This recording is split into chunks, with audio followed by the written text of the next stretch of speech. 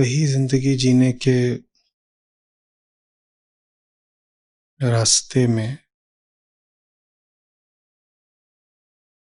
जो बाधाएं आती हैं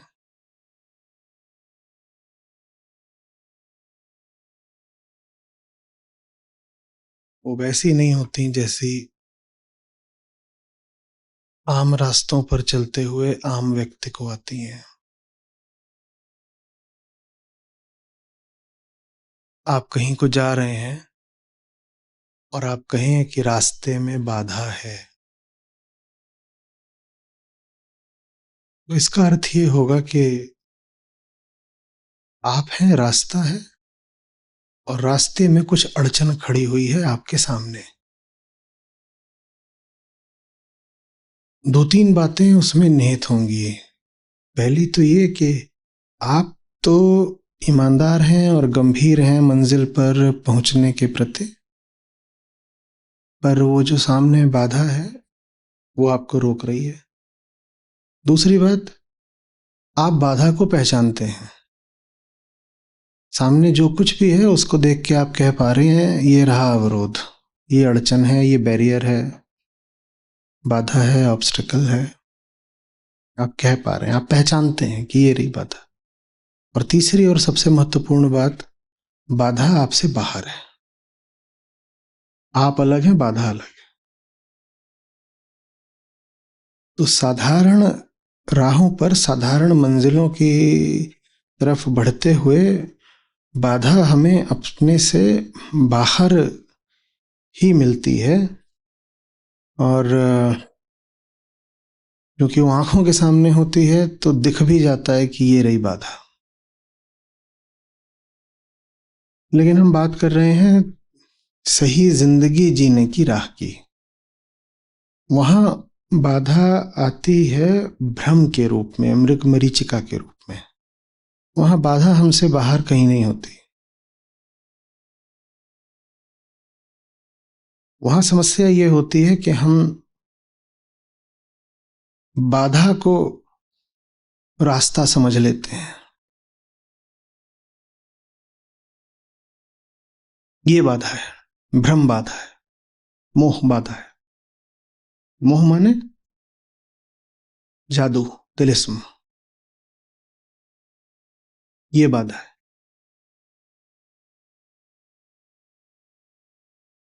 जिसको समझ रहे होते हैं कि मंजिल तक ले जाएगा, वही मंजिल के खिलाफ अवरोध बनकर खड़ा होता है। और वो अवरोध हम हटा नहीं सकते। उस अवरोध को तो हम रास्ता माने साधन समझ रहे होते हैं। तो सही जिंदगी जिन्हें जीनी हो, ये बात अच्छे से समझ लें कि अगर वो ईमानदारी से अवलोकन करेंगे तो पाएंगे साधन ही बंधन है।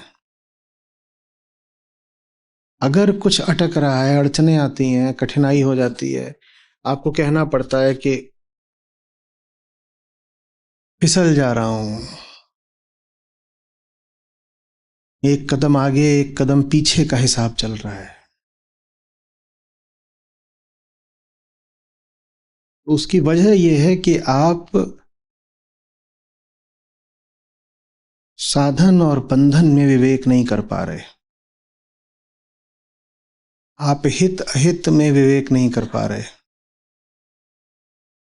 अपने पराये में भेद नहीं कर पा रहे हैं आप। जो आपको प्रिय लग रहा है वही आपके आड़े आ रहा है।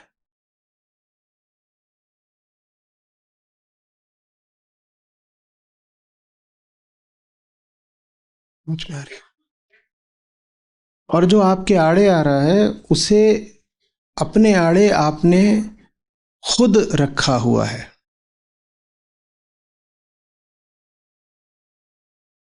भ्रम में यही होता है ना, हम अपने अहित को ही पोषण देने लगते हैं। देखिए, दो बातें होती हैं एक साथ और दोनों घातक। पहली बात तो आपकी ऊर्जा जा रही है किसी को पोषण देने में, और दूसरी बात उसको आप जितना पोषण दे रहे हो उतना उसकी ऊर्जा बढ़ रही है आपकी ऊर्जा की कीमत पर।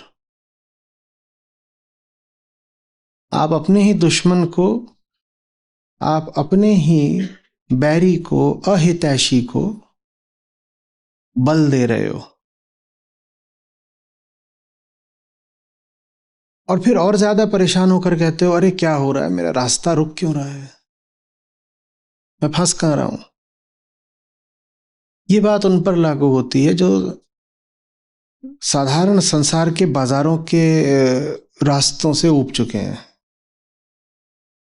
जिन्हें बाजारों की ओर जाना है। उनके लिए तो साधारण भौतिक सूत्र बिल्कुल ठीक है। क्या आप गाड़ी में जा रहे थे, अचानक एक थोड़ा बड़ा पत्थर था, गाड़ी उससे टकरा गई, जोर का झटका लगा, आप उतरेंगे, देखेंगे वो पत्थर आपको गाड़ी के सामने मिलेगा, गाड़ी के अंदर नहीं। पत्थर अलग था, गाड़ी अलग थी। गाड़ी की एक दिशा थी, पत्थर उस दिशा को, उस गति को रोकने की कोशिश कर रहा था। गड़बड़ पत्थर की वजह से हुई है। हाँ, उसमें जोड़ सकते हैं कि आप ध्यान में नहीं थे इसलिए भी हुई, लेकिन पत्थर ना होता तो गड़बड़ नहीं होती। आपको रोकने वाला आपसे बाहर स्थित था। ये तब होता है जब आपकी गाड़ी कहां को जा रही है, बाजार की ओर। तो बाजार की ओर जाने में जो साधारण सूत्र है वो काम कर जाता है, कोई समस्या नहीं है। आपको किसी ने रोका है तो रोकने वाला आपसे बाहर का होगा। लेकिन हम बात कर रहे हैं उसकी जो अपने भीतर प्रवेश करने की राह पर चल पड़ा है। हम रजोगुणी की नहीं, सतोगुणी की बात कर रहे हैं। यात्रा वो भी कर रहा है, पर उसकी यात्रा बाहरी उपलब्धि या बाहरी ज्ञान की नहीं है। उसकी यात्रा भीतरी है, उसकी यात्रा आत्मज्ञान की है।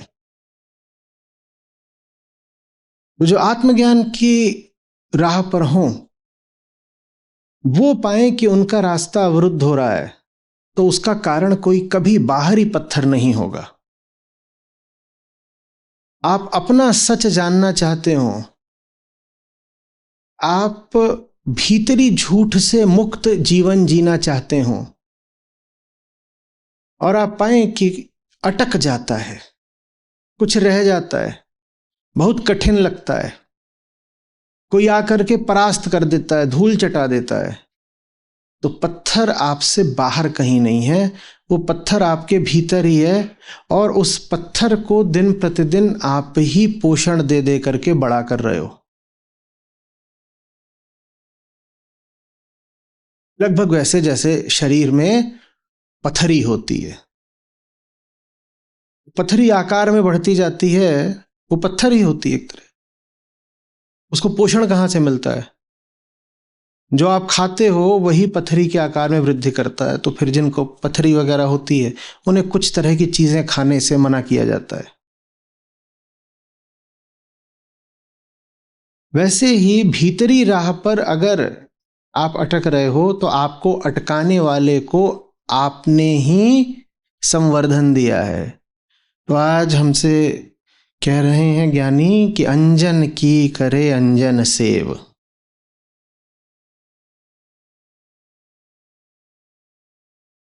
आप अपने मार्ग की बाधा स्वयं हैं और कोई नहीं।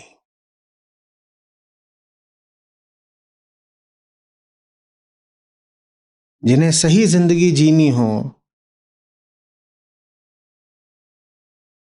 अगर वो कहें कि विफलता मिल रही है, कमजोरी है बहुत,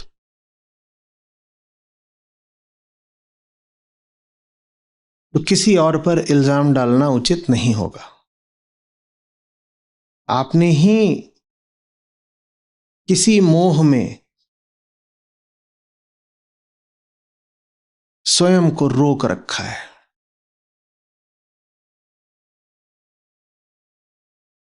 आप समझे नहीं हो, मोह ज्ञान का विपरीत होता है। मोह का अर्थ होता है पता नहीं है पर आभास हो रहा है जैसे जानते हैं, जो नहीं है वो भी लग रहा है कि है, इसको मोह कहते हैं। जादू, तिलिस्म, माया, चार्म, स्पेल, ये मोह है। ज्ञान का विपरीत हमने बहुत बार बोला कि अज्ञान कभी नहीं होता, झूठा ज्ञान होता है। उसी झूठे ज्ञान के लिए एक नाम है मोह।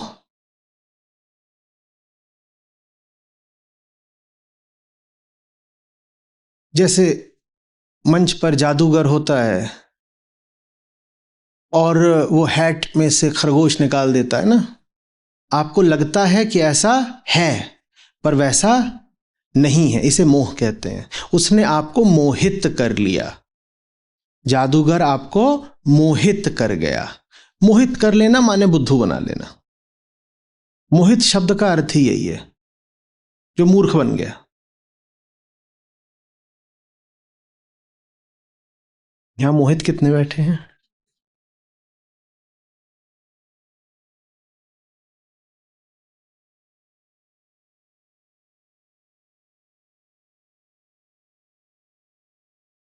वो मोहित हो गए, और मोहित जब हो जाते हैं तो पता नहीं होता कि मोहित है।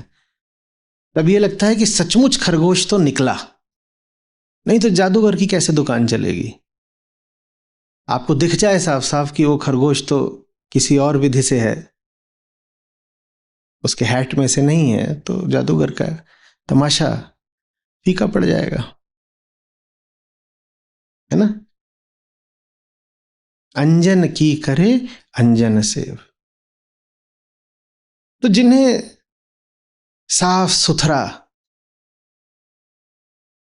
एक सलीके का, सात्विकता का जीवन में रास्ता चलना हो, जो कहें कि साहब जिंदगी इसलिए नहीं मिली है कि कीचड़ में लौटते फिरें,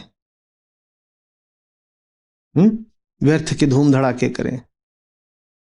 एक जिंदगी है, अच्छे से जिएंगे, न झूठ करना, न फरेब करना, न डरना न डराना, झुकना नहीं झुकाना नहीं। चैन से जिएंगे, प्रेम से जिएंगे, दृढ़ता से जिएंगे, ताकत से जिएंगे, पर ऐसी ताकत नहीं जो दूसरों को दुखी करती। उसे आत्मबल कहते हैं। ऐसे जीना है, साफ सुंदर सरल जीवन। उनको बहुत सावधान रहना पड़ेगा अपने ही विरुद्ध। बाहर वालों के विरुद्ध सावधानी का आपको पाठ पढ़ाने की इस स्थिति में जरूरत ज्यादा है नहीं। बताइए क्यों? बहुत सीधी वजह है। भीतर की यात्रा तो शुरू ही वो करता है जो बाहर के धोखों से परिचित हो आया। तो अब मैं दोबारा आपको क्या बताऊं कि दुनिया के बाजारों में कितने धोखे हैं। वो तो आप जानते हो। आप नहीं जानते होते तो आप यहां नहीं बैठे होते। दुनिया में छल है, प्रपंच है। जो बताया जाता है वो होता नहीं, जो दिखाया जाता है वो मिलता नहीं। आप लोग अभी गा रहे थे ना भगवत गीता सत्र में, काम पूरे हो जाएंगे, अधूरे तुम रह जाओगे। प्रकृति को जो पूजोगे, पदार्थ ही तुम पाओगे। काम पूरे हो जाएंगे, अधूरे तुम रह जाओगे। तो आप सब यहां बैठे हुए हो, आप सब समाज में एक स्तर रखते हैं, अपने जिंदगी में संघर्ष करे हैं, लड़ाइयां करी हैं, कुछ हारी हैं, कुछ जीती हैं। आप एक मुकाम पर पहुंचे हैं। आपने दुनिया को देखा है। आपने अपने कामों को अधूरा छूटते भी देखा और अपने कामों को पूरा होते भी देखा है। और आपने ये भी देखा है कि जो काम पूरे हो भी जाते हैं वो आपको अधूरा छोड़ जाते हैं। दुनियादारी से आप वाकिफ हो, दुनिया के तौर तरीके, चाल चलन, ये मुझे दोहराने की जरूरत नहीं है, आप जानते हैं। जो बहुत युवा हैं वो शायद अभी थोड़ा कम जानते हो, पर जो लोग 25-30 से ऊपर के हो गए हैं, 40-50 प्रौढ़ हो रहे हैं थोड़ा, वो सब समझते हैं। तो उसको हम क्या दोहराएं।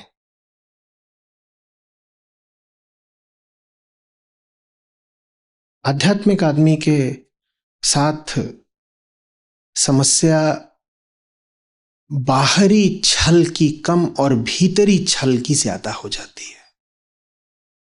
तो आज हम स्वयं को सतर्क कर रहे हैं बाहरी छल से ज्यादा भीतरी छल के विरुद्ध। दुनिया छलती है, ये आप जानते हो। दुनिया के छलने से आप लगभग अपने आप को बचा ही ले जाओगे, और जहां आप अपने आप को नहीं भी बचा पाओगे वहां आपका नुकसान भी बाहरी ही होगा, क्योंकि दुनिया को आपसे कुछ भीतरी चाहिए ही नहीं। दुनिया स्वयं भीतर से खोखली है, तो वो किसी की भीतरी चीज पर क्या हाथ डालेगी। कोई आपको लूटने आता है तो आपका दिल लूट के जाता है क्या, आपकी जेब काटता है ना वो। उसको आपकी एक बाहरी चीज चाहिए, वो आपकी जेब में हाथ डालता है। कोई थोड़ी कहता है कि तुम्हारे भीतर क्या है, आत्मा है क्या, मुझे आत्मा लूटनी है तुम्हारी। कोई चोर लुटेरा उसमें उत्सुक नहीं होता। तो दुनिया से आप लुटोगे नहीं, क्योंकि आप समझदार लोग हो। और अगर दुनिया से आप लुट भी गए तो दुनिया अधिक से अधिक क्या लूटेगी, आपकी जेब लूट लेगी। कोई इधर का धोखा देगा, कोई, वो सबको हो जाते हैं धोखे। दिन प्रतिदिन के व्यवहार में हम में से ऐसा कोई नहीं है जो कभी ठगा नहीं जाता। और ईमानदारी की बात यह है कि बहुतों को हम भी ठगते हैं। ठीक, तो ये तो सांसारिक आदान प्रदान है।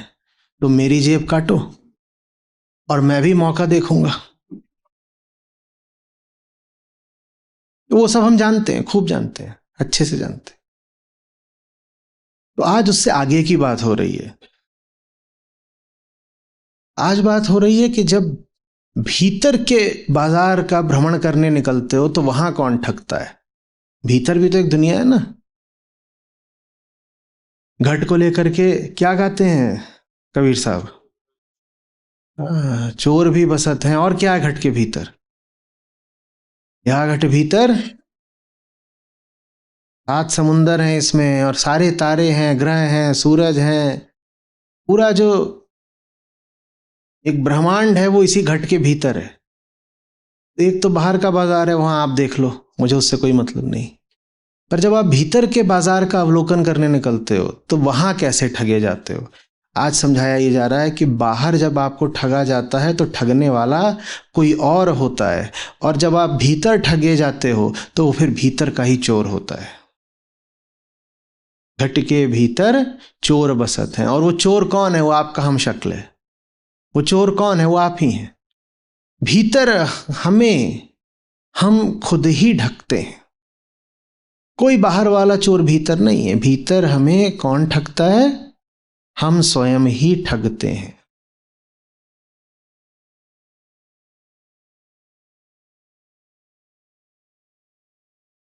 इसलिए आप अंतर पाओगे। आपकी गाड़ी चोरी हो जाती है, आप पुलिस के पास जाते हो, आप अदालत के पास जाते हो, आप इंश्योरेंस के पास जाते हो। वो तुरंत कहेंगे अच्छा आपके साथ बुरा हुआ,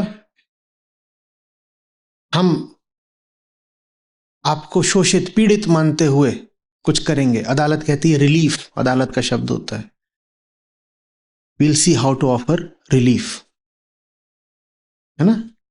वहां आप जाके कहोगे मेरी गाड़ी चोरी हो गई, तो पुलिस कहेगी अच्छा ठीक है, एफआईआर लिख देते हैं। अदालत पुलिस को निर्देश देगी इतनी देरी क्यों हो रही है।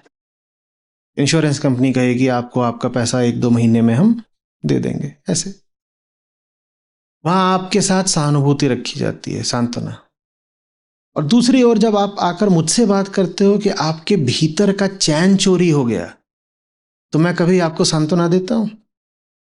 बोल के देखिए। आप बोलिए कि आप बेचैन हैं, अशांत हैं, और कोशिश बहुत करते हैं पर सत्रों में नींद आ जाती है, और जो 50 तरह की बातें होती हैं। मैं सहानुभूति दूंगा? ऐसा क्यों? मैं भी वैसे ही क्यों नहीं करता हूं? अच्छा अच्छा, लाओ, तुम्हारी शांति चोरी हुई है तो मैं एफआईआर लिख लेता हूं। गाड़ी चोरी हुई है तो किसी और ने चुराई। शांति अगर चोरी हुई है तो आपने स्वयं चुराई है। वही सहानुभूति भी चाहिए।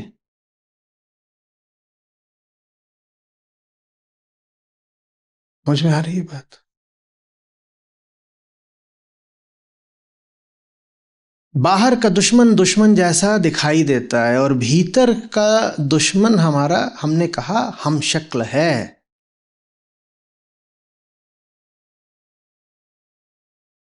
समवदन।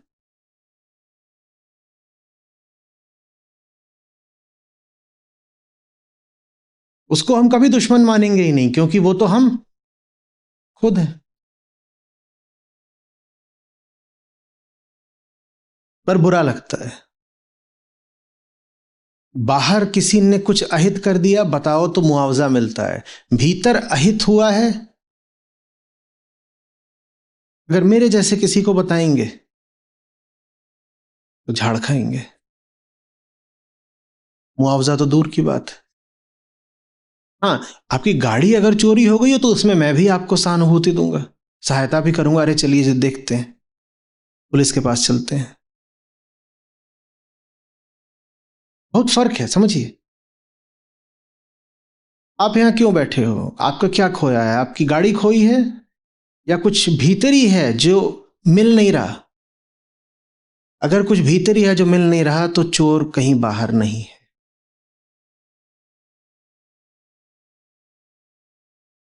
चोर कहीं बाहर बिल्कुल भी नहीं है।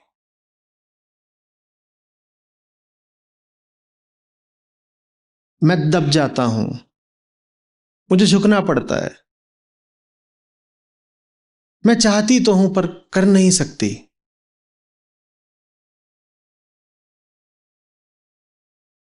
एक तो चोरी,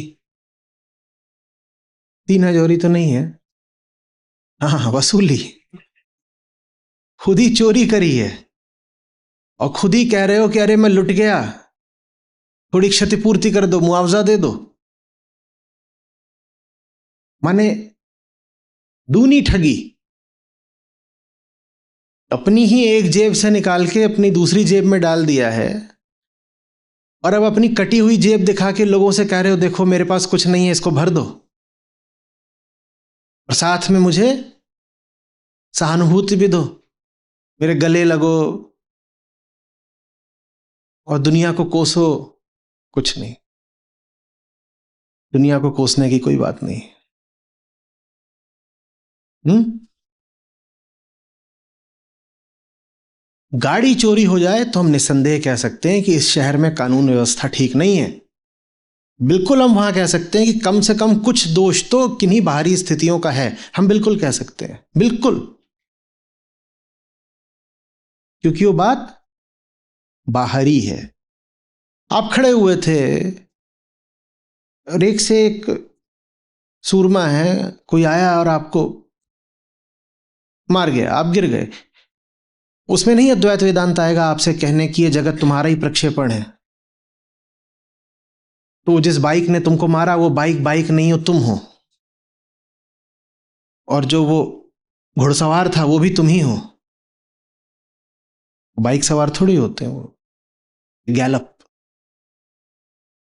ऐसा नहीं।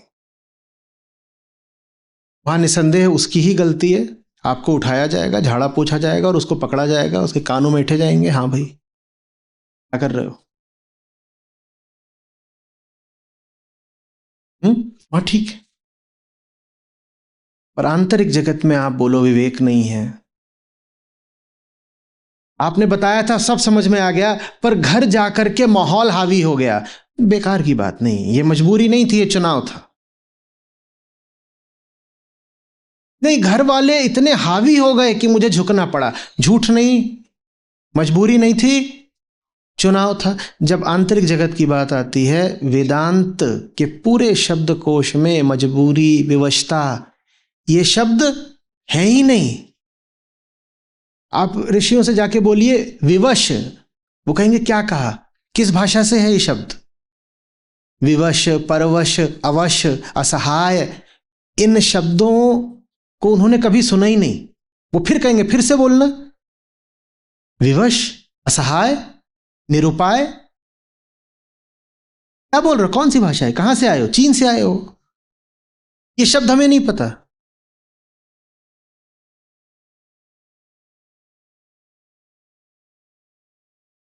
हाँ, आप ये कहें कि पेट में भूख लगी है, भोजन नहीं है, तो उनके पास जो कुछ होगा वो आपको बिल्कुल दे देंगे, क्योंकि भोजन कहाँ की बात है, बाहर की बात है। बिल्कुल हो सकता है कि स्थिति ऐसी बन जाए, संयोग ऐसा बन जाए कि आपके पास कोई बाहरी चीज नहीं है, और उसमें हो सकता है आपकी कोई गलती ना हो, बिल्कुल ऐसा हो सकता है।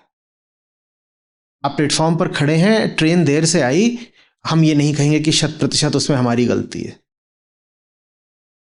कुछ उसमें हमारा भी योगदान है, क्योंकि जो भी व्यवस्था चल रही है वो चल तो हमारे ही सहारे से रही है। लेकिन हम ये नहीं कहने वाले कि वो ट्रेन लेट आई है तो उसको मैंने लेट किया, ये नहीं, वो अलग बात है। पर ट्रेन देर से आ रही है और इस कारण आप खड़े हुए और आपका रक्तचाप बढ़ रहा है, और आप प्लेटफॉर्म पे पांव पटक रहे हो, और अगल बगल वालों पर झींक रहे हो, किसी से लड़ बैठे, और कुली को पैसे नहीं दिए या उसको खड़ा करा हुआ है, तेरे पैसे तब दूंगा जब ट्रेन आएगी,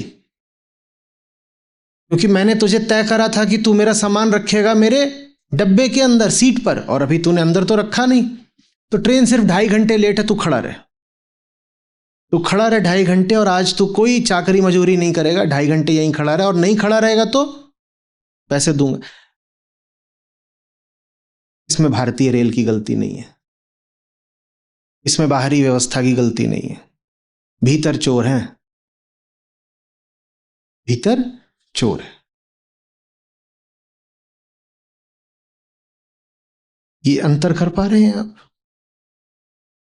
बाहर तो खेल चलता है प्रकृति का, प्रपंच है, स्थितियां, संयोग, समय, इन पे किसका बस चलता है? हमारे महापुरुष सारे, हमारे ऋषि मुनि अवतार भी, बताइए किसने प्रकृति के एक भी नियम का उल्लंघन कर लिया?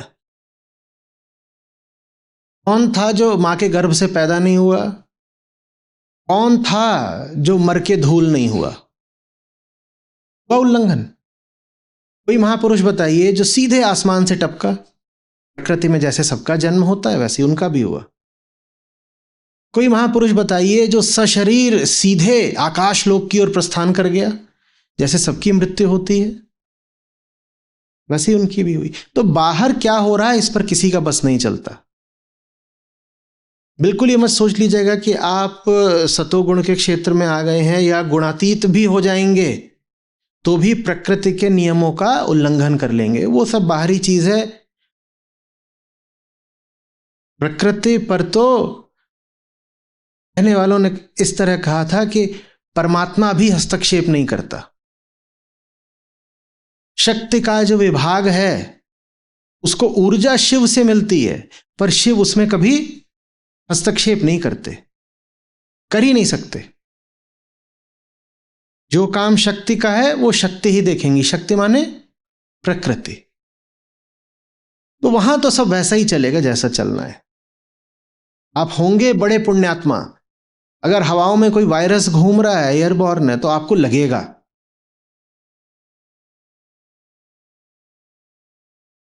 और आपने बड़े पाप करे होंगे तो भी ऐसा नहीं होगा कि आप पानी पिएंगे तो आपका गला शीतल नहीं हो जाएगा। नियम है, पानी पियोगे तो प्यास बुझेगी। आप होंगे बड़े हत्यारे, अभी अभी हत्या करी आपने, लेकिन हत्या करने के बाद अगर आप खाना खाओगे, पानी पियोगे तो पेट भरेगा, और गला सूखा हुआ था तो गला तर हो जाएगा।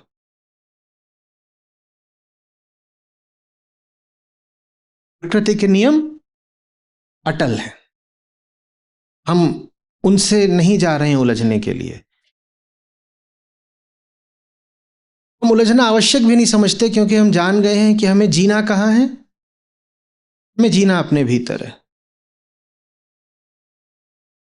हमें चीजें तो प्रभावित करती भी नहीं है ना, चीजों के प्रति हमारी दृष्टि क्या है, चीजों पर प्रतिक्रिया कैसी हो रही है, हम प्रतिवाद क्या कर रहे हैं, प्रतिसाद क्या दे रहे हैं, इसे जीवन कहते हैं ना।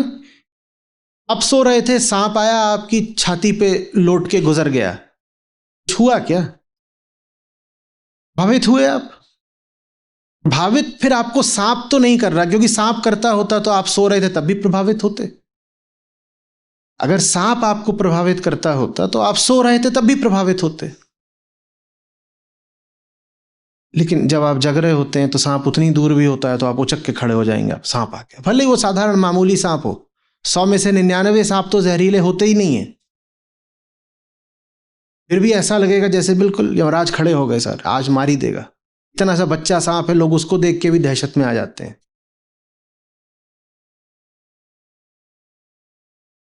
सांप ने डराया या हमारे पूर्वाग्रहों ने? तो डराने वाला बाहर है भीतर है? जो जानते हैं वो जानते हैं कि हम अपने भीतर जीते हैं। हम कहाँ जीते हैं? अपने भीतर। तो हमें जो सफाई करनी है, हम जिस शांत सुंदर सरल जीवन की बात कर रहे हैं, वो भी हमें कहाँ जीना है? अपने भीतर जीना है। भीतर वो जीवन जीने में कोई बाहर का सांप आड़े नहीं आता, अच्छे से समझिए। क्योंकि शोषित पीड़ित उत्पीड़ित बनने में बड़ा सुख है। मैं भला आदमी, दुनिया बुरा कर गई मेरे साथ, इस वक्तव्य में अपूर्व सुख है। वो सुख हम सब ने लिया है, मैंने तो लिया है भाई, आपने लिया है कि नहीं लिया है? क्या मजा आता है। मुझ जैसा कोई संत नहीं, और दुनिया दानव राक्षस दुष्ट कपटी असुर भरे हुए मेरे जैसे पुण्यात्मा को सताते हैं। कब आओगे प्रभु? संहार हो। हुआ है कि नहीं हुआ है? ये भीतरी प्रपंच की निशानी है। अंतर करना बहुत जरूरी है, क्या बाहरी है क्या भीतरी है। अगर भीतरी कुछ आपका छिन रहा है या डोल रहा है तो उसमें कोई बाहरी तत्व सम्मिलित नहीं है, न जिम्मेदार है। फिर दोहराता हूं, आपकी जैकेट चोरी हो गई वो एक बात है, आपकी शांति चोरी हो गई वो दूसरी बात है। जिसने आपकी जैकेट चुराई थी, अगर वो शांति भी चुरा रहा है तो एफआईआर में लिखो ना कि 2 चीजें चोरी हुई हैं, जैकेट और शांति। आप भली भांति जानते हो कि जो चुराने आया था उसे आपकी शांति से कोई लेना देना नहीं था, उसे सिर्फ और सिर्फ आपकी जैकेट चाहिए थी, वो जैकेट लेके चला गया। अगर उसे सिर्फ जैकेट चाहिए थी तो फिर आपने शांति क्यों खोई? वो तो सिर्फ जैकेट लेके गया है, शांति कौन लेके गया? हाँ, चोर 2 हैं, बाहर वाला जैकेट लेके गया, भीतर वाला शांति लेके गया। एफआईआर में आप बस बाहर वाले का नाम लेते हो, भीतर वाले का नाम नहीं लेते, क्योंकि भीतर वाले का नाम क्या है? ओ, ये तो गलत हो गया। एक नहीं, कितनी चोरियां हुई थी? 2। एफआईआर कितनों की लिखवाई?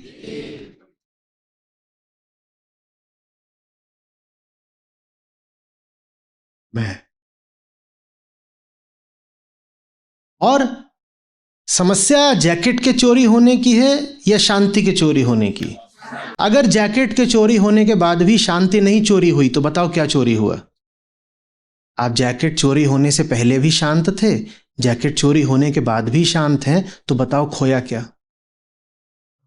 तो 2 चोर हैं, जिसमें से नुकसान किसने दिया? क्योंकि बाहर वाले ने तो जैकेट चुराई, अगर आप शांति न खोते तो जैकेट के चोरी होने से कोई फर्क भी नहीं पड़ता। तो इन दो चोरों में से नुकसान किसने दिया? भीतर वाले ने। और एफआईआर किस पे लिखवाई? तो शोषित कौन है? बाहर वाला चोर बेचारा शोषित है। ये तो उल्टा पड़ गया। हम कहते हैं हमारे साथ बुरा हुआ, बुरा आपके साथ हुआ ही नहीं है, बुरा तो चोर के साथ हुआ है। पूरा गणित फिर से समझो। बाहर वाला जो लेकर गया उससे तो आपको तकलीफ हुई ही नहीं है। आपको तकलीफ किससे हुई है? जो भीतर की चीज खोई। और प्रमाण यह है कि बाहर की जैकेट नहीं रहती पर भीतर की शांति यथावत रहती तो आपको कोई समस्या आती क्या? आपकी स्थिति वैसे ही रहती जैसे बहुत बार होता है कि घर में ही कोई सामान रखकर आप भूल जाते हो। भूल गए, उसका इस्तेमाल तो नहीं हो रहा ना, लेकिन आप पर कोई फर्क भी नहीं पड़ रहा। वैसे ही जैकेट का रहता कि उसका इस्तेमाल तो नहीं हो रहा है लेकिन मुझ पर कोई फर्क भी नहीं पड़ रहा है। घर में जो कुछ रखा है क्या वो सब रोज इस्तेमाल होता है? बहुत कुछ ऐसा है जो 6-6 महीने साल साल भर इस्तेमाल नहीं होता, व्यर्थ ही पड़ा हुआ है घर में, है ना? तो वो चीज आपको दुखाती तो नहीं है ना कि मैं इसका इस्तेमाल नहीं कर रहा। वैसे ही जैकेट के साथ हो जाता, मैं उसका इस्तेमाल नहीं कर रहा हूं और इसका मुझे कोई दुख नहीं है। असली चोर यहां है, उसका कोई नाम भी नहीं लेना चाहता। बाहर वाला तो बेचारा बस जैकेट लेके गया, उसको कितने डंडे पड़वाओगे पुलिस से? एक कुल अदद जैकेट। कोई बहुत ही गरीब चोर रहा होगा, नहीं तो जैकेट काहे को चुराता? बड़े बड़े चोर तो पूरा देश चुरा लेते हैं, वो तो जैकेट ही भर लेके गया है। और उसको कितना पिटवाया पुलिस से। समस्या थी शांति की चोरी होने की, उसका नाम ही नहीं लिया।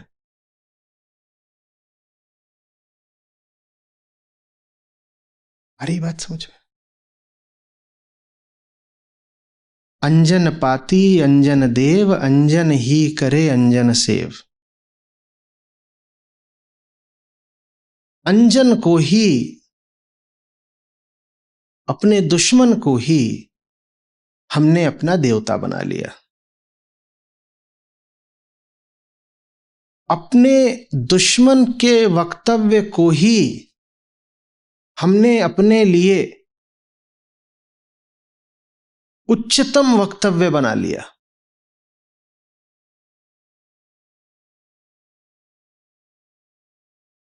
जो हमारा शत्रु है हम उसी की सेवा करने में जुट गए।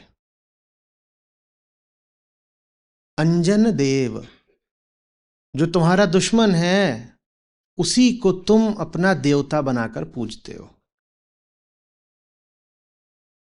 तो देवता माने आवश्यक नहीं कि मंदिर की मूर्तियों की और जो आम संस्कृति के देवता हैं उनकी बात हो रही हो, उनकी ओर तो बहुत लोग जाते भी नहीं है। हमारे देवता हैं कौन? किनको पूजते हो? देवता की परिभाषा ये नहीं होती कि देवता को पूजा जाता है, उल्टा होता है, जिसको पूजो वो देवता कहलाता है। तो आप बताओ कि व्यवहार में आप पूजते किसको हो? किसको पूजते हो? भीतर किसको बैठा रखा है जिसको पूजते हो?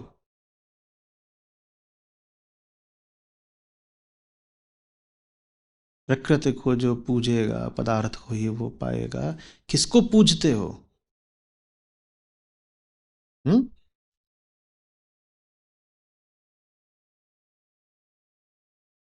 इतने दिनों से किसको पूजते आए हैं हम?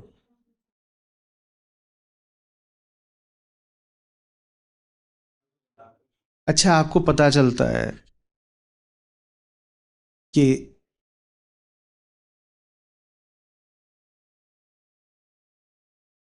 आपके घर में कोई छोटा सा मंदिर होगा, देवालय होगा, आपको पता चलता है कि वहां पर कोई चीज थी वो मिल नहीं रही है, उसका आपको ज्यादा दुख होता है? या आपको पता चलता है कि आपकी अंगूठी आपने नहाते वक्त रखी थी बाहर कहीं और अब बाहर आए हैं तो मिल नहीं रही है, उसका ज्यादा दुख होता है।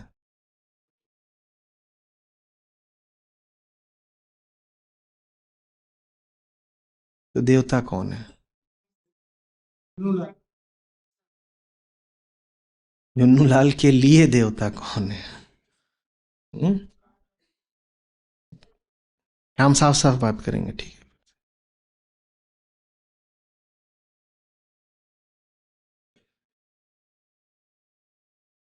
ज्यादा सदमे में कब आ जाते हो? कोई साधारण तीज त्योहार भूल जाओ, एकादशी भूल गए, पूर्णिमा अमावस कुछ भूल गए, या ज्यादा सदमा लगता है जब एनिवर्सरी भूलते हो? एकादशी या एनिवर्सरी? तो देवता कौन है? ऐसे गोल मटोल जवाब दे रहे हो। पदार्थ, पदार्थ से एनिवर्सरी मनाते हो? किस किस ने पदार्थ से फेरे लिए थे? और पदार्थ से लिए थे तो फेरे वाले को आज जाके बोलना, हे पदार्थ।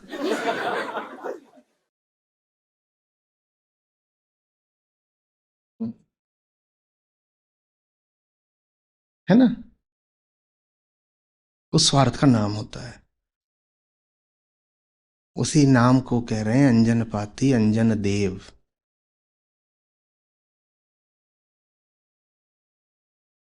जिसको देवता बनाए बैठे हो ना भीतर का, वही अंजन है।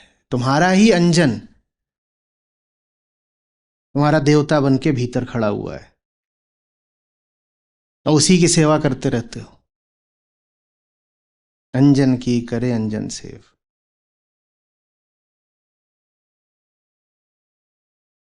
और हमारे ही जो स्वार्थ के सबसे बड़े बड़े वक्तव्य हैं, उन्हीं को हम लोक संस्कृति में, लोक सत्य में धर्म का नाम दे देते हैं, अंजन पाती।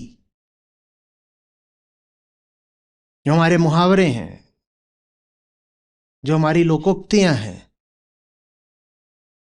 जो हमारी फोक विजडम है, वो सब की सब बस हमारे अहंकार की ही अभिव्यक्ति है।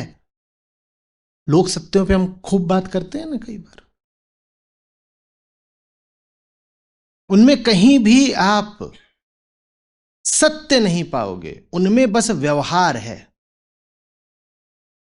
व्यवहार तो सारा भौतिक होता है पदार्थ के लिए, पर हमने उन बातों को सत्य का स्थान दे दिया है।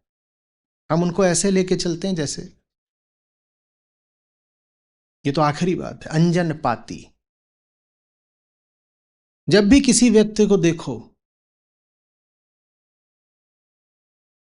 कि वो आखिरी सत्य से नीचे की किसी बात को बड़े सम्मान के साथ बोल रहा है, ऐसे बोल रहा है जैसे ब्रह्म वाक्य हो, तो जान लो ये अंजन ही अंजन की सेवा कर रहा है। और जब हमारे सामने वो लोक सत्यों को उच्चारित किया जाता है, तो देखा है कितनी ठसक के साथ, जैसे अहम ब्रह्मास्मि के समतुल्य कुछ बोल दिया गया हो। लोक सत्यों के उदाहरण दीजिए।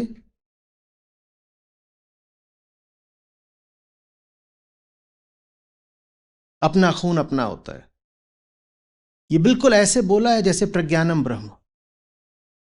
अपना खून तो अपना होता है ना। अंजन पाती, अंजन पाती।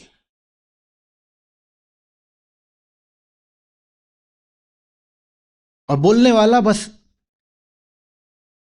इतना बोल के रुक जाएगा जैसे हैंस प्रूव्ड हो गया। आप उसे बहुत कुछ समझा दें, उसके बाद वो बस इतना बोलेगा, अपना खून तो अपना होता है, हैंस प्रूव्ड। जैसे आखिरी बात बोल दी हो, जैसे श्रुति प्रमाण दे दिया हो।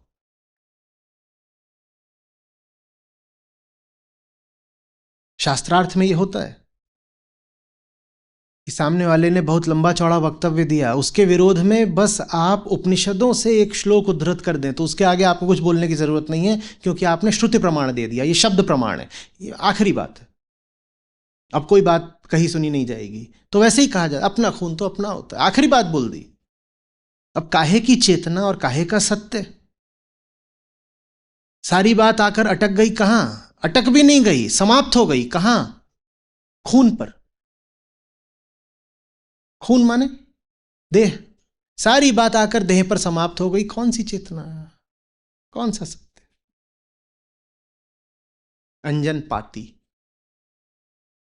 और फिर हम कहते हैं देखो इन्होंने बात बोली है, और ये पारंपरिक रूप से बात हमेशा बोली गई है, तो इस बात में दम होगा ना।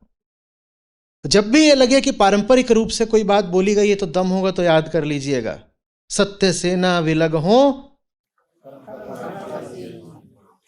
तो परंपरा में परम है ना, हाँ, तो वैसे ही याद कर लीजिए, परम से ना विलग हो, परंपरा बस यही है। और नहीं कोई परंपरा होती। परंपरा माने जो चीज पीछे से आ रही है, तो हम बिल्कुल ही पीछे चले जाते हैं ना। सबसे पीछे कौन है? कौन है? परम है। तो बस जो परम की बात करे वही परंपरा है, बाकी किसी परंपरा से मतलब नहीं है। परंपरा माने वही ना जो हमारे बाप दादाओं से आ रही है। तो फिर मैं सीधे ही जो सबसे बड़ा बाप है उसकी बात क्यों ना करूं? मैं उसकी बात को परंपरा मानूंगा ना।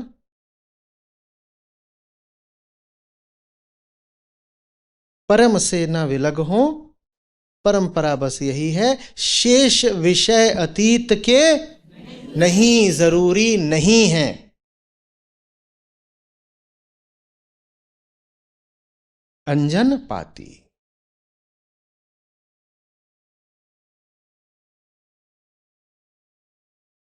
और जो साधारण दर्जे का साहित्य होता है, साधारण दर्जे की कविता शायरी मौसीकी होती है, उसमें भी ऐसे ही रहता है।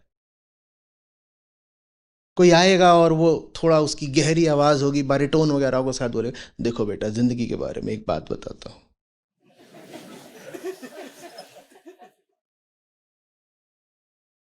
अपनों को कभी तकलीफ मत देना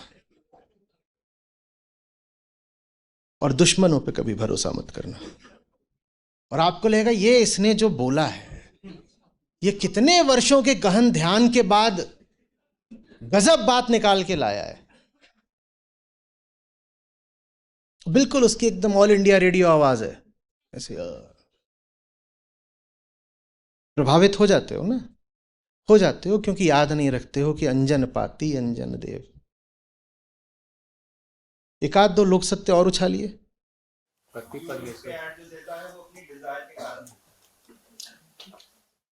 दुनिया में जो भी करता है अपने स्वार्थ के लिए ही तो करता है। ये दुनिया तो स्वार्थ पर चलती है।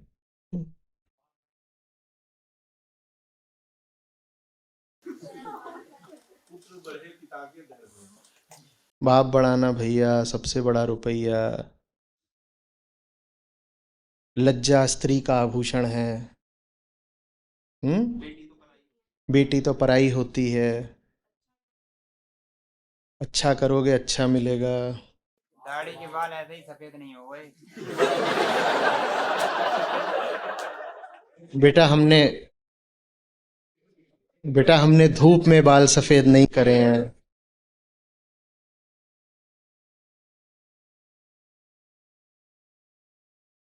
और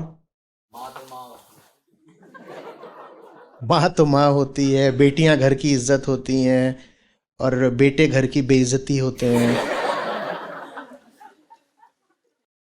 मैं पूछा था एक बार छोटे, मैंने कहा बेटियां अगर घर की इज्जत होती हैं तो बेटे क्या होते हैं फिर? वो घर की बेइज्जती होते होंगे। सर घर का चिराग होते हैं।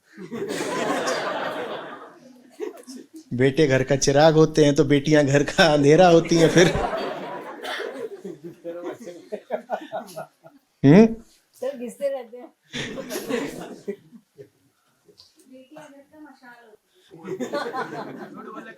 घर में यार लगा देती हैं।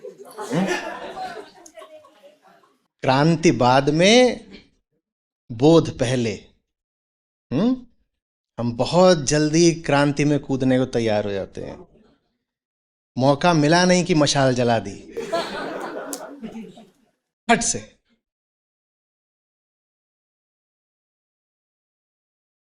आप लोग कम्युनिटी पे भी क्रांतियां ज्यादा करते हो। कम किया करो, समझने की कोशिश ज़्यादा किया करो।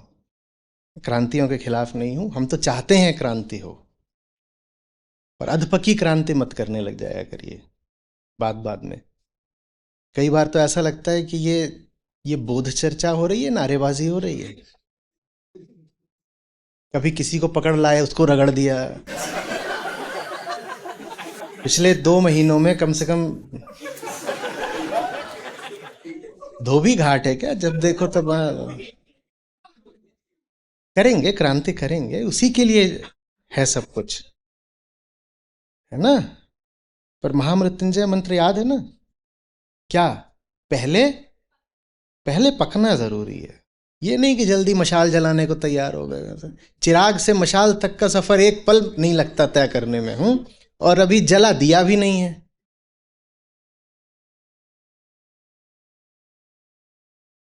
और बताइए 2-4 लोग सत्य मनोरंजक। बच्चे भगवान का रूप होते हैं। चिराग तले अंधेरा, चिराग तले अंधेरा। बेटी के हाथ पीले कर देंगे फिर तीर्थ यात्रा पे। ये ज्यादा 1970 टाइप का नहीं हो गया? क्लाइमेट चेंज ऐसा है कि पता नहीं अब कितने दिन मिलेंगी गंगा नहाने को। तो हाँ, जिंदगी में खुशी से बड़ी बेटा कोई चीज नहीं होती। एक अभिनेता होते थे हमारे, कादर खान, जो 35-40 से ऊपर के होंगे, उन्हें याद होगा। उनकी आवाज याद है, और वो इसी तरीके के लोग सत्य बरसाया करते थे। बड़ा अच्छा लगता था। बेटा जिंदगी में खुशी से बड़ी कोई बात नहीं होती। अंकल जी मुक्ति, वो क्या, वो सब अच्छा। और अपना घर अपना होता है। अनुभव के, ये मैंने नहीं सुना। हमने दुनिया देखी है। हमने दुनिया देखी है। जैसी करनी वैसी भरनी। जैसी करनी वैसी भरनी। हाँ हाँ, आध्यात्मिक हो गए तो भगोड़े हो जाओगे, जिम्मेदारी नहीं उठाओगे। काम नहीं चलता। हाँ, ईमानदारी से काम नहीं चलता। सीधा पेड़ सबसे पहले काटा जाता है। सीधा पेड़। ये सब कर करके क्या बना रहे हैं अपने बच्चों को? जैसे ही आप बोल दोगे कि सीधा पेड़ सबसे पहले काटा जाता है, वो क्या बनेगा अब? फिर जब वो टेढ़ा बनेगा तो रोते भागते आते हो, आचार्य जी बिल्कुल बर्बाद निकला है। उसे बर्बाद होने का प्रशिक्षण किसने दिया था बचपन से? उसे ये सारा स्वार्थ, ये टेढ़ापन सिखाया किसने था? तो जब वो टेढ़ा हो गया तो तुम पर भी अपने टेढ़ेपन को इस्तेमाल कर रहा है। ताज्जुब क्या है? अंजन पाती। आम आदमी ने वैसे भी न गीता पढ़ी, न उपनिषद पढ़े, न शास्त्र पढ़े, न तमाम तरह का दुनिया भर का और बोध साहित्य पढ़ा। तो उनके लिए पाती होती ही क्या है? बस यही फोक विजडम ही उनकी पाती है। तो संत साहब हमसे कह रहे हैं, ये अंजन है, ये अहंकार है तुम्हारा। कुछ भी कर लेना, इन लोकोक्तियों वगैरह को अपना मार्गदर्शन कभी मत बनाना। तुम्हें मार्गदर्शन लेना है तो उसके लिए श्री कृष्ण है, उसके लिए गीता है। बहुत दूर है क्या? जाओ ना, खोलो। और अगर गीता के साथ समीकरण नहीं बैठ रहा तो जहां कहीं से भी प्रकाश मिलता है वहां जाओ, अपने पूज्य ग्रंथ को खोलो, वहां से सीखो।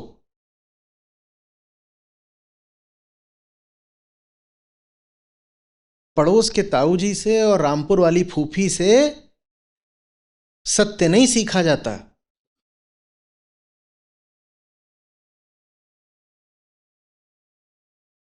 आ रही है बात समझ में? न इंस्टाग्राम वाले सेलिब्रिटी से सीखा जाता है, न मंच वाले नेता से सीखा जाता है। लेकिन हर आदमी ऋषि का स्थान हड़पने को आतुर रहता है। आपने ये देखा, गौर किया? सत्य सिखाने का अधिकार बस किसका है? तो मंच वाला नेता क्यों ऋषि के अंदाज में बोलने की कोशिश कर रहा है? तुमने कौन सा ग्रंथ पढ़ा है, तुमने कौन सी साधना करी है, तुमने कौन सी अंतर यात्रा करी है? तुम क्यों आकर के जीवन के बारे में 50 बातें बोलना चाह रहे हो? तुम राजनीति करते हो, आके अपना राजनीतिक प्रपंच बताओ, वो ठीक है, उसके आगे की पीछे की बात क्यों कर रहे हो? तुम अभिनय करते हो, तुम क्रिकेट खेलते हो, तुम कुछ और करते हो, टेनिस खेलते हो, तुम उन चीजों की बातें कर लो आकर के, हम सुन लेंगे। तुम जीवन ज्ञान देने का प्रयास क्यों कर रहे हो? ऋषि बेचारे का स्थान हड़पने को सब लुटेरे तैयार हैं। हर आदमी गुरु बनना चाहता है, बहुत अच्छी बात है। बहुत सुंदर विश्व होगा जहां हर आदमी गुरु के स्थान का अधिकारी होगा। लेकिन वैसा विश्व पहले बनाओ ना, सबके भीतर गुरुता जगाओ ना। और जब तक वो गुरुता सबके भीतर जगी नहीं है, झूठ मूठ क्यों कोई भी गुरु बन जाए?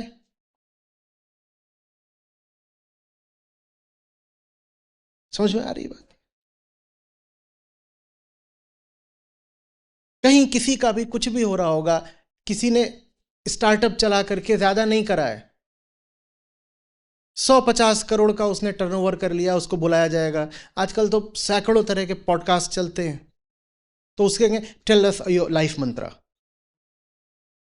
वो क्या बताएगा लाइफ मंत्रा? आज उसका चल रहा है, कल नहीं चलेगा। जो चल रहा है फंडिंग पे चल रहा है। ये भी हो सकता है कि अभी 100 करोड़ का टर्नओवर हो और खर्चे 500 करोड़ हो। काम सारा किस पर चल रहा है? फंडिंग पे, उधार पे चल रहा है।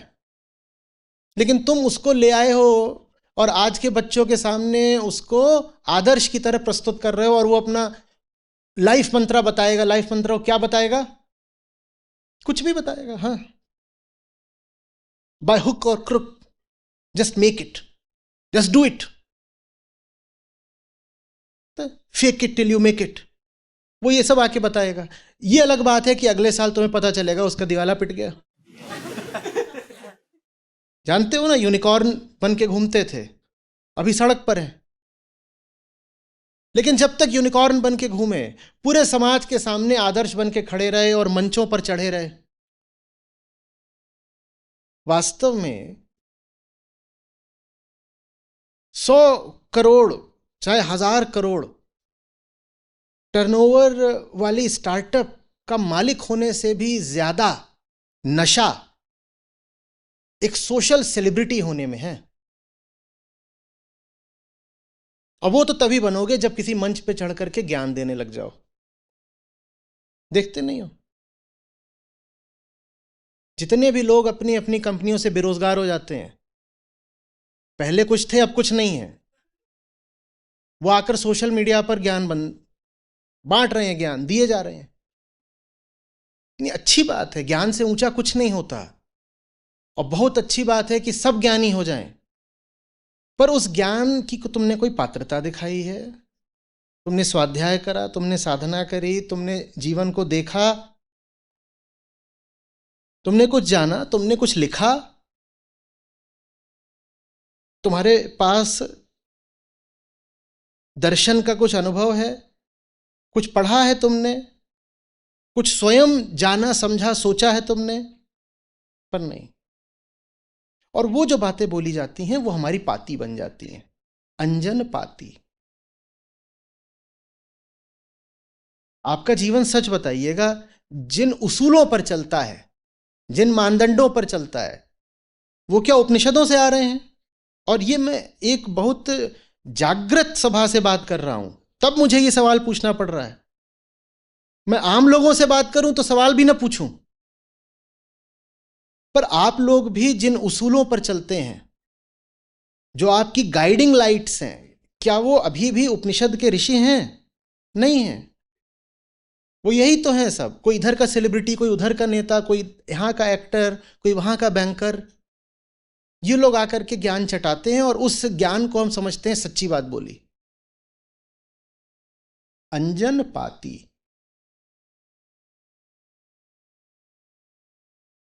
और विद्रोह हम किसको बोलते हैं? विद्रोह का बताता हूं। एक एक आया अपने पिताजी के साथ, 3-4 साल पहले की बात है, जब मैं व्यक्तिगत मुलाकातें करने का समय निकाल पाता था, 2019 के आसपास तक। तो वो अपने पिताजी के साथ आया, बोल रहा है ये मुझे हर समय दूसरों की सुनने को बोलते रहते हैं। मैंने कहा ये तो नहीं होना चाहिए। मैंने कहा, वो पिताजी भी साथ आए थे, मैंने कहा ये किसकी बात सुनने को तुम्हें बोलते रहते हैं पिताजी? तो बोलते हैं कि देखो वो हमारे फलाने रिश्ते में हैं, हाँ, वो आर्मी में बड़े पद पर हैं, जाओ थोड़ा उनसे ज्ञान लो अनुशासन का। और बोलते हैं देखो तुम्हारी बहन के पति जी माने तुम्हारे जीजा जी वो IAS हैं, जाओ थोड़ा उनसे कुछ सुना करो। बोले मुझे उनसे नहीं सीखना, मुझे नहीं सुनना। बोलते नहीं, ये सब बताते हैं जो हमारे वो थोड़ा एक उच्च किस्म के परिवार के लोग। बोले हमारे रिश्ते में इस तरह के लोग हैं, कोई व्यापार में सफल है, कोई आर्मी में है, कोई कहीं है, तो ये बार बार मुझे बोलते हैं इसकी सुनो उसकी सुनो, मुझे किसी की नहीं सुननी। मैंने कहा ठीक है, यहाँ तक तो ठीक है। मैंने कहा तुझे इसकी नहीं सुननी, तू विद्रोही हो रहा है, तुझे सुननी किसकी है? बोलता I have my own role models. मैंने कहा लाइक? बोलता है आई फॉलो फुटबॉल। उसको रोनाल्डो की सुननी है, उसको मेसी की सुननी है। ये विद्रोह है। ये कौन सा विद्रोह है? कोई विद्रोह हुआ ये? ताऊ जी की नहीं सुनूंगा, रोनाल्डो की सुनूंगा। जीवन के मसलों में, फुटबॉल में तो निश्चित रूप से सुनो रोनाल्डो की, कौन मना कर रहा है? पर जीवन क्या है? तुम ताऊ जी से नहीं सुनना चाहते, अच्छी बात है, पर तुम्हारा विद्रोह बस एक फुस पटाखे जैसा है कि ताऊ जी की तो नहीं सुनूंगा लेकिन रोनाल्डो की सुनूंगा। ये कोई विद्रोह हुआ? ये कोई विद्रोह हुआ? ये क्या विद्रोह है? और आज की पीढ़ी इसी को विद्रोह कहती है, कहती है no I have my own role models, I will not follow the role models of the past. Past के रोल मॉडल्स जो थे वो भी सब बाहरी थे, वो भी बस लोक सत्य बरसाते थे। तुम जिनको अपना रोल मॉडल बना रहे हो वो भी तो बाहरी ही हैं, वो भी अपने अपने लोक सत्य बरसा रहे हैं। न पास्ट को गीता से कोई मतलब था, न प्रेजेंट को गीता से कोई मतलब है। न पिछली पीढ़ी ने यह कहा कि ताऊ जी की मत सुनो, कृष्ण की सुनो। न वर्तमान पीढ़ी ये कह रही है कि रोनाल्डो की और कोहली की नहीं सुनूंगा, कृष्ण की सुनूंगा। तो बताओ विद्रोह कौन सा हुआ? कुछ बदला भी? विद्रोह तो वो जो स्थिति को बदल कर रख दे। कुछ बदला क्या? कुछ बदला? तो विद्रोह कहां है? फुस पटाखे, बस दिखाना है कि हम धमाका करते हैं बहुत बड़ा। कौन सा धमाका, कौन सी क्रांति?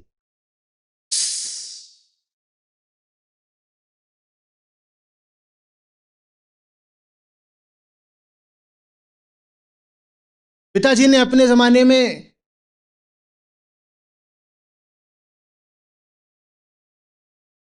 अपनी उम्र के स्टार का बड़ा पोस्टर लगा रखा था अपने कमरे में। वो राजेश खन्ना का पोस्टर लगाते थे और आरती उतारते थे। और तुम किसी और का लगा लोगे, रणवीर सिंह का लगा लोगे और उसकी आरती उतारोगे और कहते हो मैं क्रांतिकारी हूं क्योंकि मैं राजेश खन्ना को नहीं पूछता। कुछ बदला क्या? कुछ बदला है? कोई क्रांति हुई है?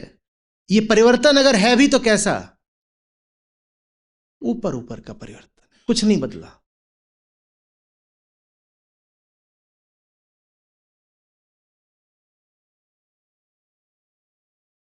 पुरानी पीढ़ी को जब बिल्कुल किसी को कहना होता था कि देखो ऊंचे लोग कौन है, तो ऐसे बोलते थे, अरे टाटा बिरला, ऐसे बोलते थे ना। यही हमारे मुहावरे होते थे आज से 40 साल पहले, टाटा बिरला टाटा बिरला। नई पीढ़ी कहती है that's so uncool, I talk of Musk and Zuckerberg. कुछ बदला क्या? पुरानी पीढ़ी देसी सेठों को पकड़ के बैठी थी, तुम विदेशी सेठों को पकड़ के बैठ गए हो। पर चाट तो अभी भी तलवे सेठों के ही रहे हो ना। काले सेठ से गोरे सेठ पे चले गए, देसी सेठ से विदेशी सेठ पे चले गए। चाट तो अभी भी रहे हो। कौन सी क्रांति कर दी?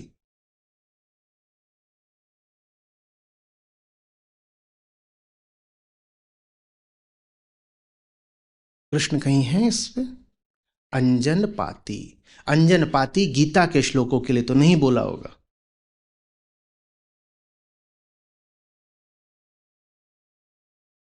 गीता के श्लोक भी अंजन हो सकते हैं दो स्थितियों में। आप गीता में ही मिलावट कर दें, जो कि हुई भी खूब है।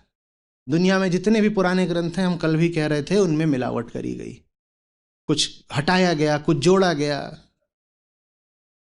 काट छांट करी गई, स्वार्थ मुताबिक उनमें प्रक्षिप्त कुछ बातें डाली गई। और जहां मिलावट करना संभव नहीं हुआ, वहां क्या किया गया? वहां उनके अर्थ विकृत कर दिए गए, क्योंकि आम आदमी को संस्कृत तो आती नहीं।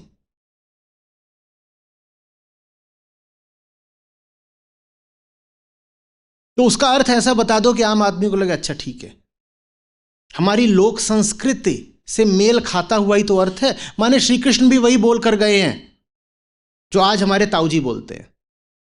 तो जब कृष्ण वही बोल के गए हैं जो बात ताऊजी बोलते हैं, तो इतनी दूर क्यों जाएं श्री कृष्ण तक? सीधे सीधे ताऊजी की सुन लो। तो हमने ताऊजी के मूल्यों और मान्यताओं के अनुसार श्रीमद् भगवद गीता का अर्थ कर डाला। हमने केंद्र में फिर किसको रखा है, ताऊजी को या कृष्ण को? ये हमने करा है।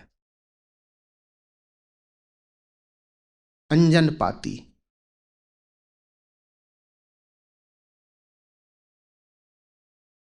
बात आ रही है समझ में? अंजन की करे अंजन से। हम अपने दुश्मन की टांगें दबाते रहते हैं, भीतर जो बैठा है उसकी सेवा करते रहते हैं, दुश्मन हमारा।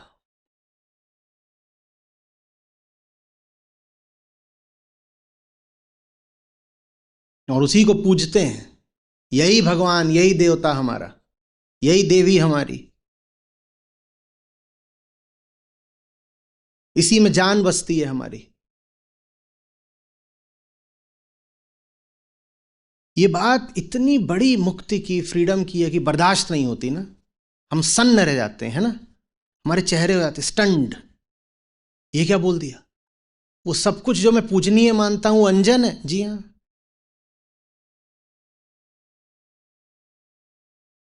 नहीं, पर मैं तो अब गीता को ही पूजनीय मानने लगा हूं। बेटा अभी तुम गीता का वही अर्थ पूजनीय मान रहे हो जो तुम्हें सुहाता है। मैं भी जितनी बातें अभी बोल रहा हूं आपको, उसमें से जो बातें आपके लिए सबसे चुनौतीपूर्ण हैं, आप ऐसी व्यवस्था करेंगे भीतर कि वो बातें आप तक पहुंचे ही नहीं, आपको समझ में ही ना आए। आप अपने तक मेरी बातों का बस वो हिस्सा पहुंचने देंगे जो हिस्सा सुविधा का है। और ये मैं बस अनुमान के तौर पे नहीं बोल रहा हूं, मैं आपके रिफ्लेक्शंस वगैरह पढ़ता हूं कम्युनिटी पर। जो बातें सबसे खतरनाक होती हैं वो सबने अनसुनी करी होती हैं जानबूझकर, ये साजिश है। मैं कहता हूं पर आज जो सबसे महत्वपूर्ण बात थी इन श्रोताओं के लिए, उस बात का तो एक भी व्यक्ति ने उल्लेख नहीं करा है, क्योंकि वो बात चुभ रही थी। वो बात नहीं थी, चुनौती थी। वो बात फिर कर्म मांगती थी, वो बात गति मांगती थी, खतरा मांगती थी। कौन कर्म करे, कौन खतरा उठाए? तो फिर हम ऐसा अभिनय करते हैं जैसे वो बात कही ही नहीं गई। अंजन पाती।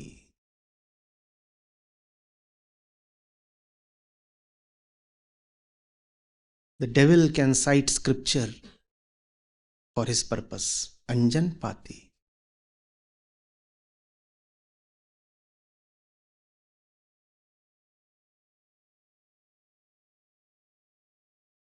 शेक्सपियर। वैसे जब आप लोग अपना बोलने आते हैं तो मुझे जब भी मौका मिलता है मैं कोशिश करता हूं सुनने की। मीठा होता है, रोचक होता है, और मैं आभारी भी अनुभव करता हूं कि हम एक अभियान चला पाए हैं जिसमें लोग जो सबसे ऊंची बात है उसको बेधड़क अभिव्यक्त कर पा रहे हैं हजारों लोगों के सामने। छोटी चीज नहीं है ये, सोच के देखिए, छोटी चीज नहीं है ये। और फिर मैं सुनता हूं कहा क्या जा रहा है,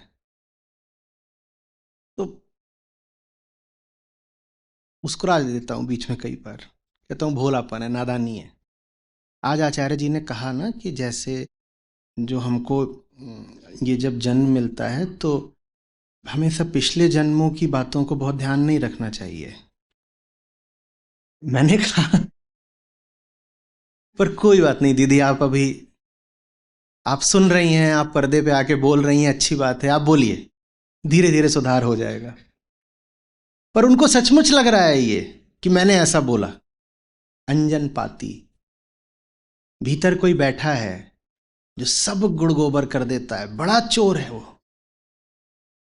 वो सुने को अनसुना कर देता है, वो क को ख कर देता है, वो हां को ना बना देता है।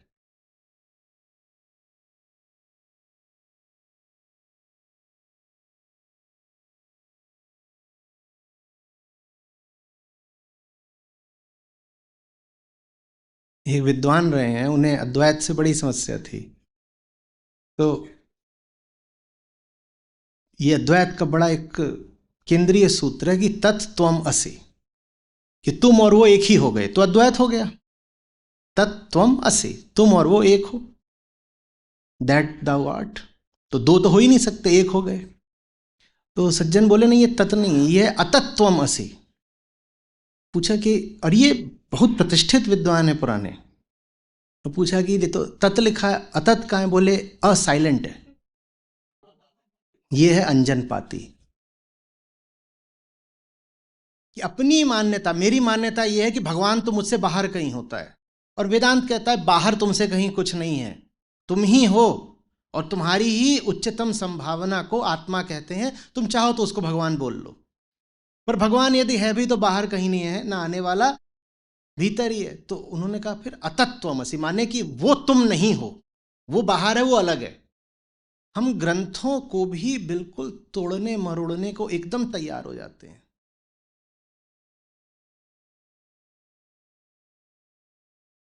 है ना मनोरंजक, अतत्वमसि, और ये प्रतिष्ठित है बहुत। द्वैतवाद में इनका बड़ा नाम चलता है।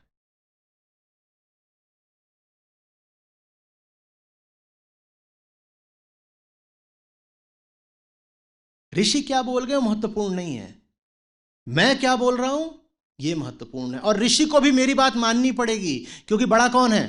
मैं। ऋषि थोड़ी बड़े हैं। ऋषि के कहे पर मैं नहीं चलूंगा, मेरे कहने पर ऋषि को चलना पड़ेगा। कृष्ण के कहने पर मैं नहीं चलूंगा, जो मेरी पूर्वाग्रह है, जो मेरे मान्यताएं हैं, उनके अनुसार कृष्ण की गीता चलेगी। तो मैं कृष्ण की गीता को भी तोड़ मरोड़ दूंगा, क्योंकि सबसे बड़ा तो मैं हूं ना, ये अहंकार।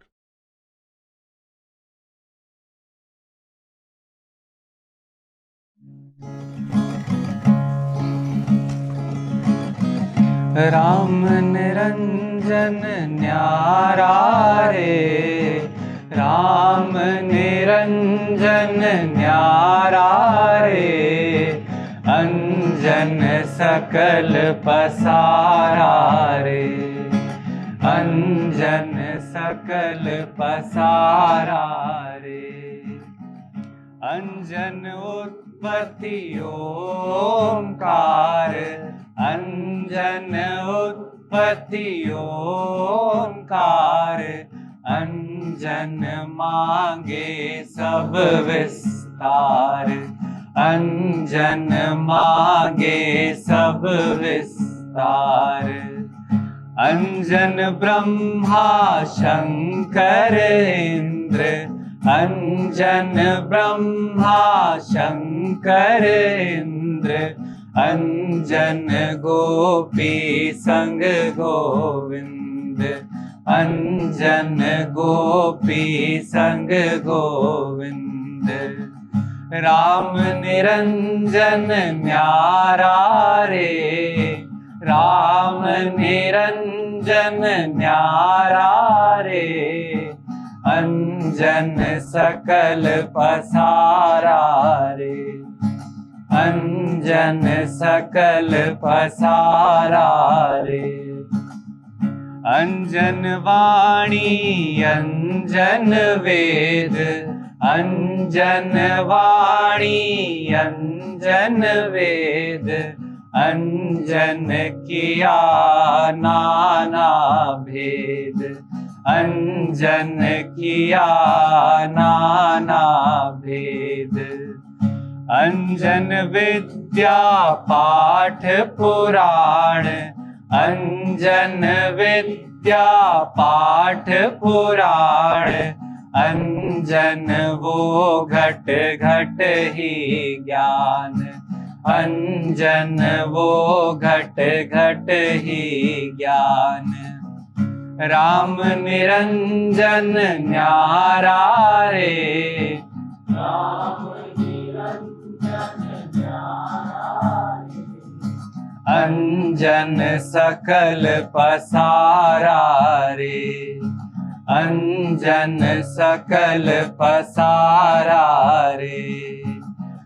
अंजन पाती अंजन देव, अंजन पाती अंजन देव, अंजन ही करे अंजन सेव, अंजन ही करे अंजन सेव। अंजन नाचे अंजन गावे, अंजन नाचे अंजन गावे, अंजन भेष अनंत दिखावे, अंजन भेष अनंत दिखावे। राम निरंजन न्यारा रे, राम निरंजन न्यारा रे, अंजन सकल पसारा रे, अंजन सकल पसारा रे। अंजन कहो कहाँ लग केता, अंजन कहो कहाँ लग केता, दान पुनि तप तीरथ जेता, दान पुनि तप तीरथ जेता। कहे कबीर कोई बिरला जागे, कहे कबीर कोई बिरला जागे, अंजन छाड़ निरंजन लागे, अंजन छाड़ निरंजन लागे। राम निरंजन न्यारा रे, राम निरंजन न्यारा रे, अंजन सकल पसारा रे, अंजन सकल पसारा रे, अंजन सकल पसारा रे, अंजन सकल पसारा रे।